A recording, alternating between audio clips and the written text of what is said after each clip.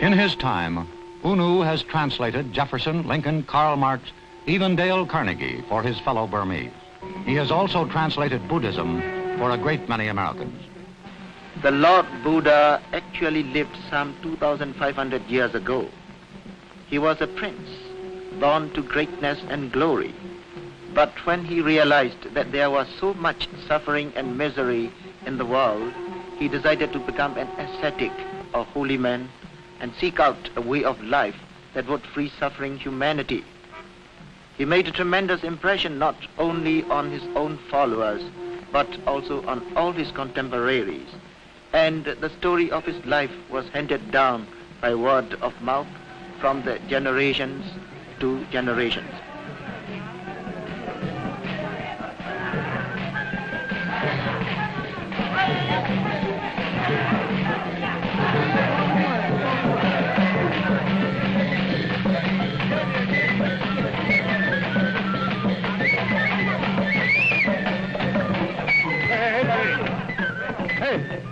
When Unu was a boy of 10, he received his first formal indoctrination in the concept of Buddhism with the Shinbu ceremony, just as this boy and every Burmese male have been doing for centuries. Unu explains that this is not to glorify a god, but an ideal. The distinguishing feature of Buddhism is to be found in the practice of Buddhist doctrine. This involves the exercise of a rigid personal discipline designed to attain a serenity of mind, which in turn will lead to a way of escape from suffering and distress. In all countries, there is a desperate longing for peace. But peace, like war, begins in the minds of men. Many people throughout the world are beginning to realize this.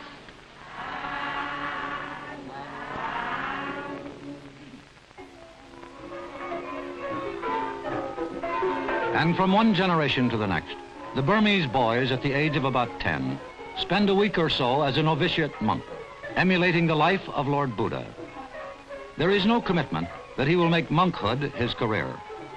Like Lord Buddha, who gave up the luxury of a prince, the candidate is led in pomp and pageantry to a ceremony where he gives up his princely garments for the simple saffron robe of the order. His family watches as his head is shaved, a symbol of Buddha's decision to forego the pleasures of the world.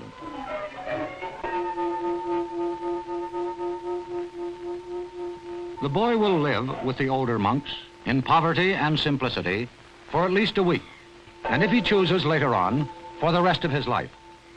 For this week, his only possessions will be his robe, a needle, a string of beads with which he counts while meditating, a razor to shave his head with, a strainer to strain insects from his drinking water, lest he inflict suffering on any living thing, and finally, his begging bowl.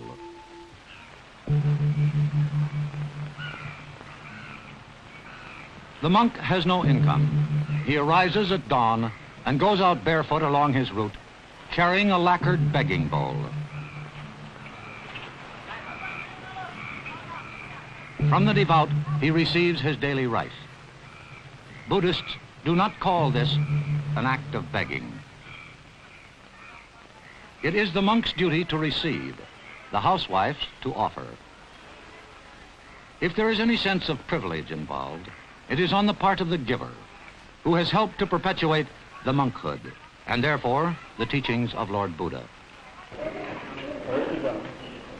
The late morning meal at the monastery is the last of the day, even for our young friend. The monk cannot take any sustenance, not even tea or coffee, after 12 noon. The rest of his day is spent in studying and above all in meditation, which is the only real road to nirvana or ultimate purification.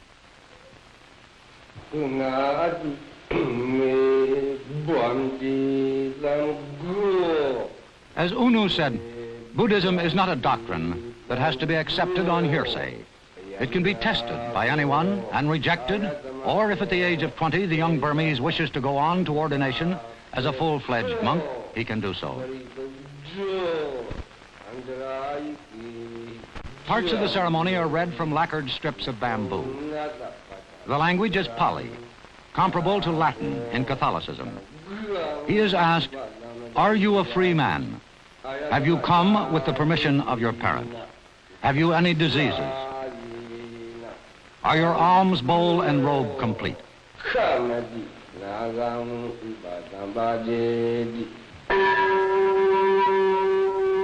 There are hundreds of thousands of pagodas and shrines all over Burma, and it is almost impossible ever to be out of sight of one.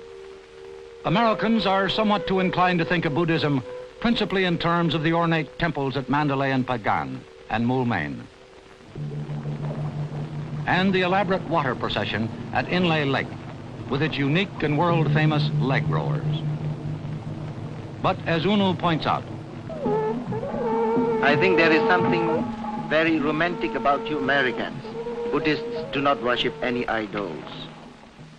The image of the Lord Buddha symbolizes his teachings and his example, for which Buddhists have profound reverence.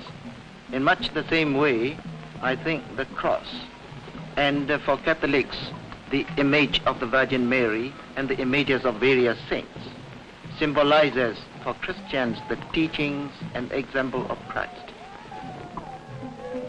Anyone can become a Buddha if he practices the teachings of the Lord Buddha with sufficient diligence.